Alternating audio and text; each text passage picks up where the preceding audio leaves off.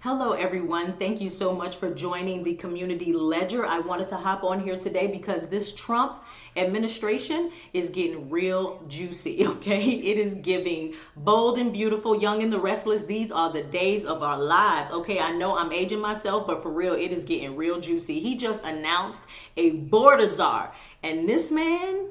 this man don't play, okay? I'm going to show you his first interview with Fox. It is wild. Check it out.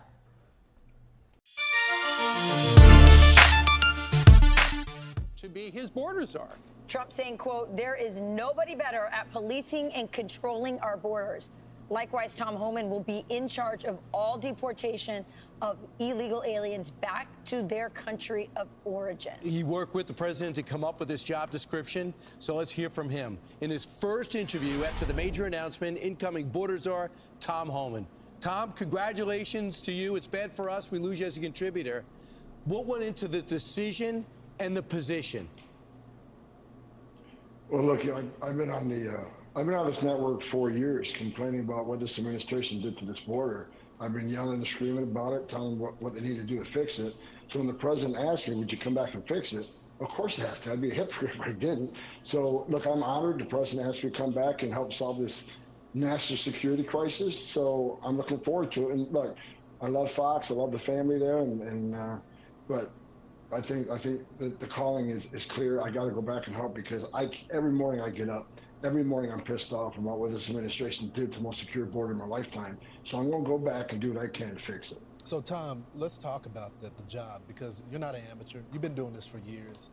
You're a beat cop. Also, you worked the border before, went over to ICE. You've done it all. What does the process look like? Because I think some people get the impression that you're shooting from your hip, but you know what you're doing here, right? I know exactly what I'm doing. And look, this is the second term I came out of retirement for this president. And because it matters. And look, I was a Border Patrol agent. I wore that uniform, and I'm proud that I wore that uniform. So, and I was an ICE agent. I was the first ICE director that actually came up through the ranks. So the 20,000 men and women that worked for me, I didn't ask them to do anything. I did do myself. I was one of them.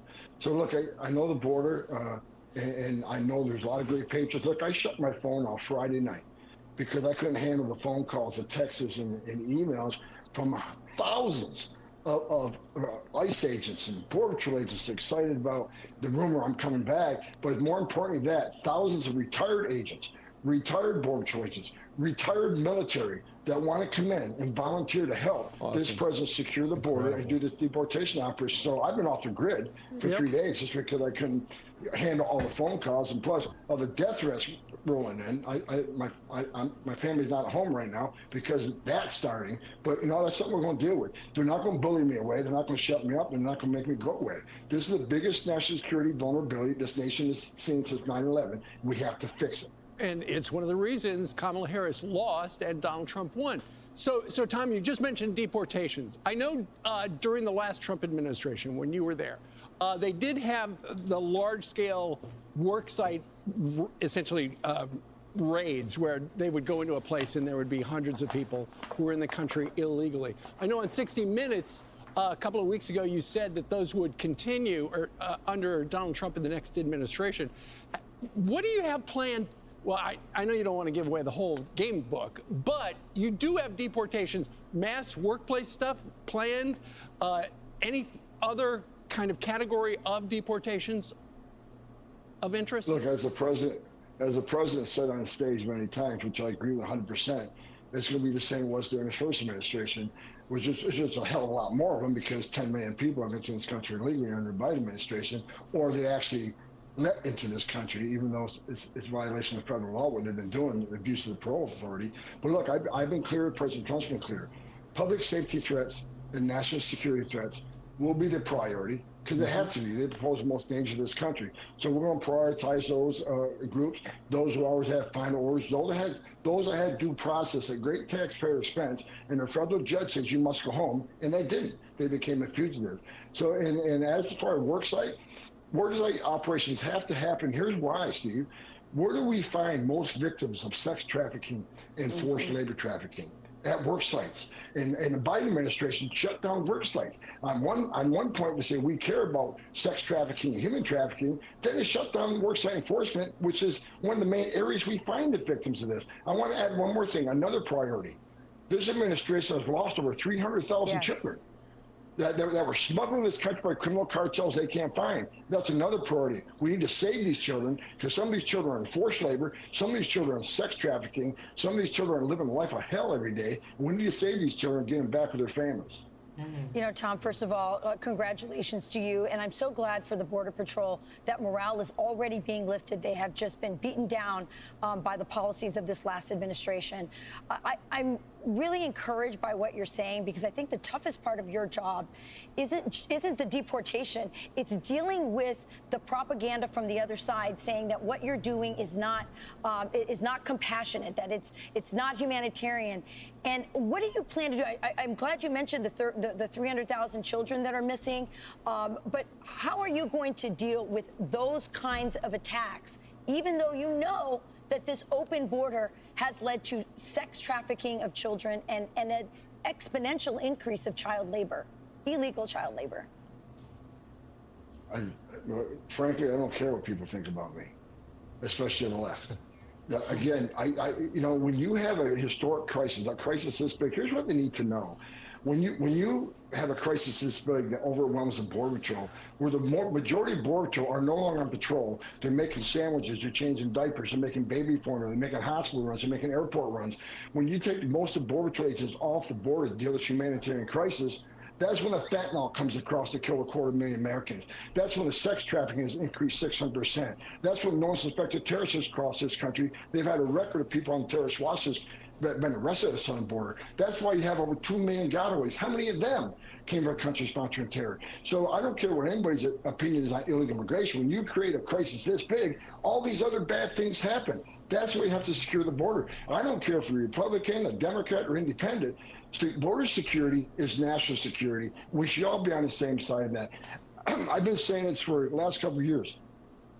And the director of the FBI actually agrees with me. I don't respect him greatly, but he agrees with me. The southwest border is the biggest national security vulnerability this nation's ever seen. He sees more red flags now than ever before. We have to secure the border. And as far as the people want to push back on deporting these people, what is the option? You have a right to claim asylum. You have a right to see a judge, and we make that happen. But at the end of that due process, if the judge says you must go home, then we have to take them home. Because if we're not, what the hell are we doing? If the judge's order doesn't mean anything, then shut down the immigration court, take the Border Patrol off the border, so there's no consequences violating the laws of this country. We'll give you a fair shake. You get a chance to claim asylum, but due process doesn't mean squat if the final decision of the court isn't carried out.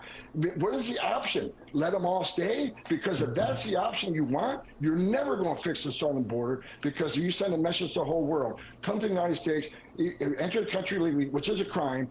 Don't show up in court, or show up in court, get an order removal, but you still get to stay.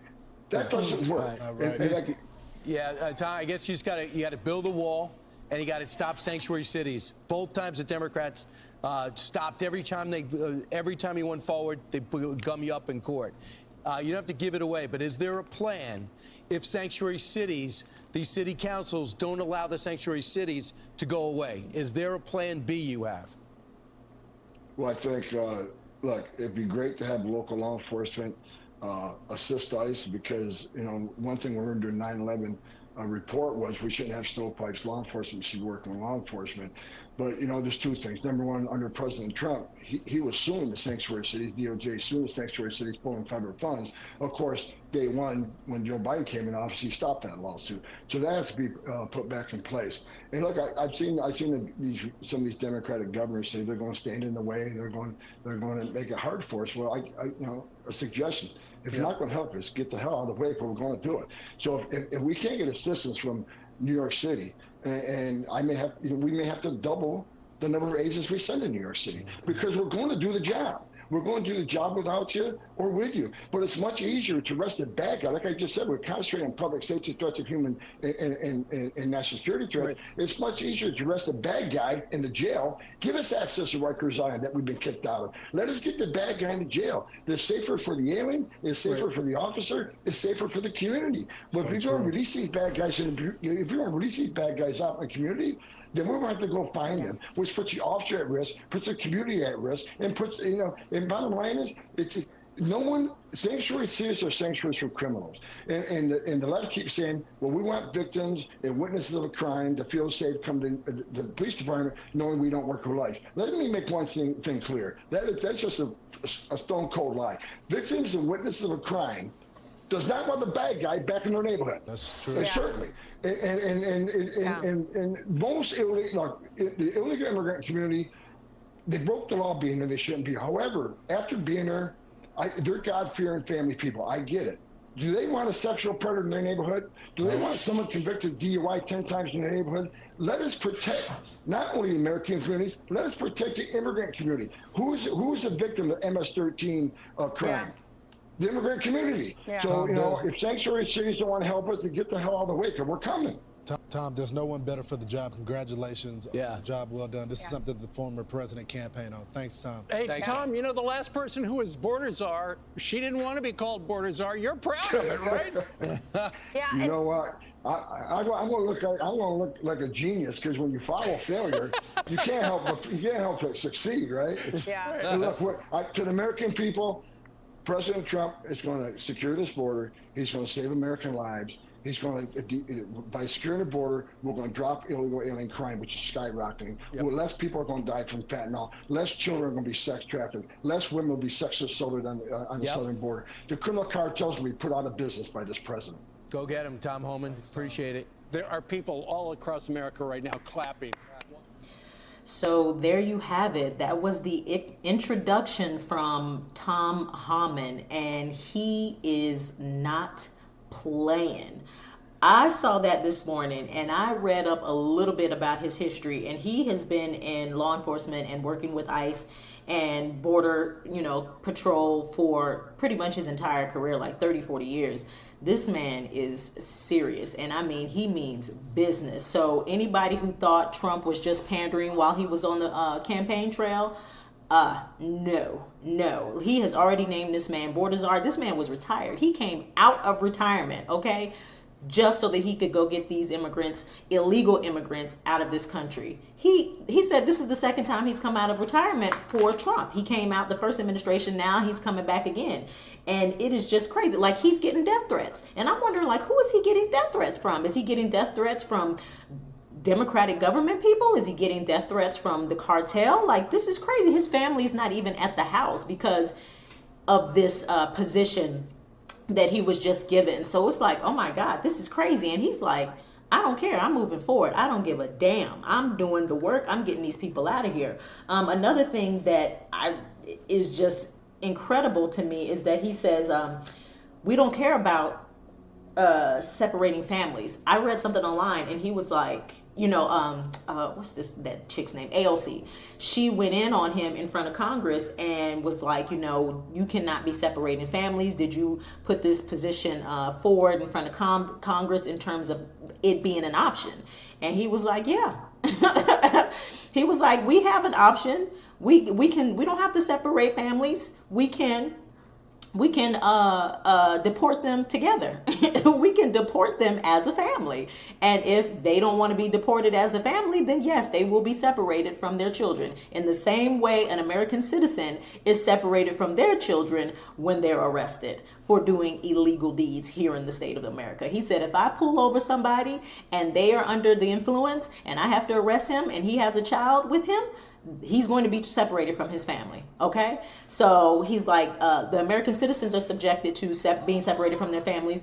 These illegal immigrants will as well. And he's like, and if they don't want to be separated, then they need to be deported together. I was like, oh my goodness, this man is not playing. And you see what he said about sanctuary cities. He was like, if law enforcement in these cities don't help us, oh well, we coming in there and doing it anyway. He was like, I would like for them to help because it would make it a lot smoother of a process. But if you don't want to help, you're going to get bowled over. Okay, we are coming in and we are getting rid of these people. And it sounds like they're going after the criminals first, which obviously is best. You know, you don't want to just start deporting women and children who haven't, you know, aren't really committing any real crimes on American citizens. Now, once all of the criminals are gone, what will they do then? Will they give these people an option to stay? Not sure. But I know that the MS-13, the Tren de Aragua, all of these Venezuelan gangs and other gangs and just regular criminals who are causing chaos in the streets of America, they are coming. Like they're rounding everybody up. And it's interesting because, you know, it's like, wow, like we just voted for him and he hasn't even been sworn in and he's already just making moves, making moves, put this person in place, He's like, I did it the first time. I didn't know who to pick the first time. The second time around is going to be way different. I mean, all business. And he's got a lot. He's got to get this economy back on track. He's got to get the border closed and get all of these criminals out of the country, all these cartel and gangs out of the country. He's got a lot on his plate. And, you know, and that's another thing that I was like, wow, you know, because the only person that's really been speaking about all these migrant children that have been missing is just fringe media. And, you know, I know Trump spoke on it. He spoke in Texas.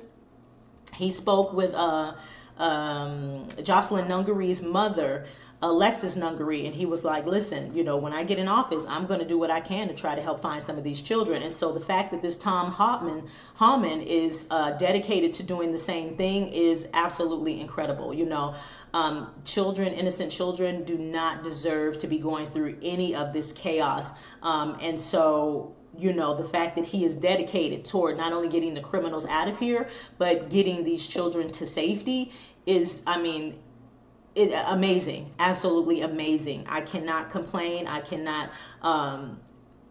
it's nothing I can say about it. Like, you doing everything right. And unfortunately, or fortunately, however you process it, it has to happen. You know, it has to happen. You know, I was having this conversation with my husband. He was like, it's kind of sad because there are a lot of people here whose children are already in school and who are working and they just want a better life. They just want a better opportunity. And I say, I completely understand that, but there is also a way. There's also a way to go about it, and just bombarding the southern border and being here, working under the table, living illegally is not the way. And you know that these things can happen. I've seen so many stories about people fearing Trump in office because their father or their loved one has been here illegally for 10, 13 years. Why?